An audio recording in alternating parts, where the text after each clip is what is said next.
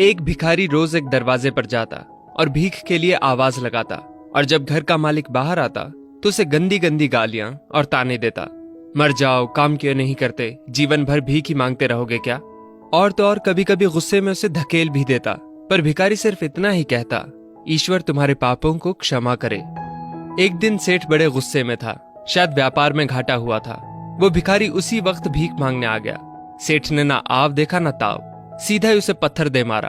भिखारी के सिर से खून बहने लगा।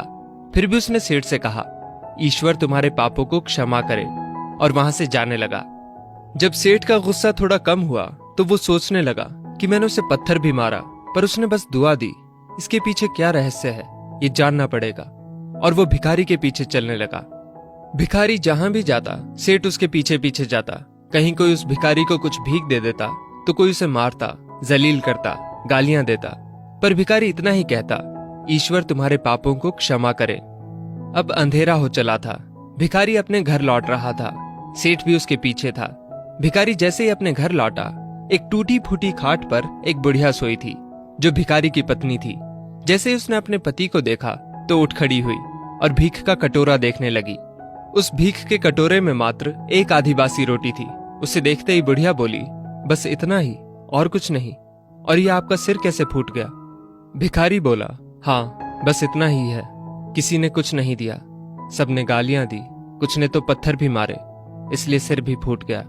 भिखारी ने फिर कहा, ये सब अपने ही पापों का परिणाम है। याद है ना तुम्हें, कुछ वर्षों पहले हम कितने रईस हुआ करते थे और क्या नहीं था हमारे पास, पर हमने कभी दान नहीं किया। याद है तुम्हें वो अंधा भिखारी। बुढ़िया की आंखों में आंसू आ गए। कैसे हम उस अंधे भिखारी का मजाक उड़ाते थे, कैसे हम उसकी थाली में रोटियों की जगह खाली कागज रख देते थे, कैसे हम उसे जलील करते थे, कैसे हम उसे कभी कभी मार व धकेल देते थे। अब बुढ़िया ने कहा, हाँ सब याद है मुझे। कैसे मैंने भी उसे राह नहीं दिखाई और घर के बने नाले में गिरा दिया था। जब भी वो रोटियां मांगता था तो मैंने बस उसे गालियां ही दी। एक बार तो उसका कटोरा तक फेंक दिया था। और वो अंधा भिखारी हमेशा कहता था कि तुम्हारे पापों का हिसाब ईश्वर करेंगे, मैं नहीं। आज उस भिखारी की बद्दुआ और हाय हमें ले डूबी। फिर भिखारी ने कहा, पर मैं किसी को बद्दुआ नहीं देता, चाहे मेरे साथ कितनी भी ज्यादती क्यों ना हो जाए।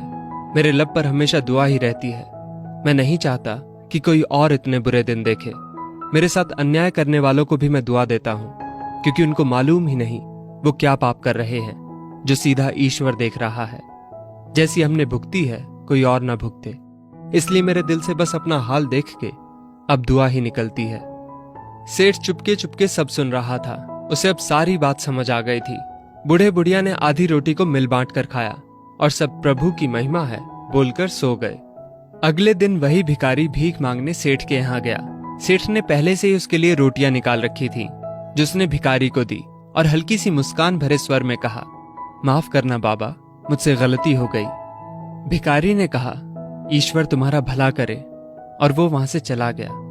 सेठ को एक बात समझ आ गई थी, इंसान तो बस दुआ या बद्दुआ देते हैं, पर उनको पूरी तो वो परमपिता ईश्वर कर्मों के हिसाब से ही करता है। कभी जलील मत करना किसी फकीर को अपनी चौखट पर।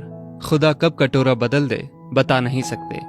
अतः अपनी इस जिंदगी में हो सके तो बस अच्छा ही करें। वो ईश्वर दिखता तो नहीं है, परंतु सबका हिसाब पक्का रहता है उसके पास। दोस्तों, इस वीडियो को लेकर आपकी क्या राय है, नीचे कमेंट करके जरूर बताइएगा। और अगर आपको ये वीडियो अच्छी लगी हो तो इस वीडियो को लाइक करिएगा, शेयर करिएगा ज्यादा से ज्यादा लोगों तक। और ऐसी ही और भी इंस्पिरेशनल वीडियोस के लिए सब्सक्राइब करें हमारे YouTube चैनल को और Facebook पर फॉलो करें हमारे पेज को। धन्यवाद।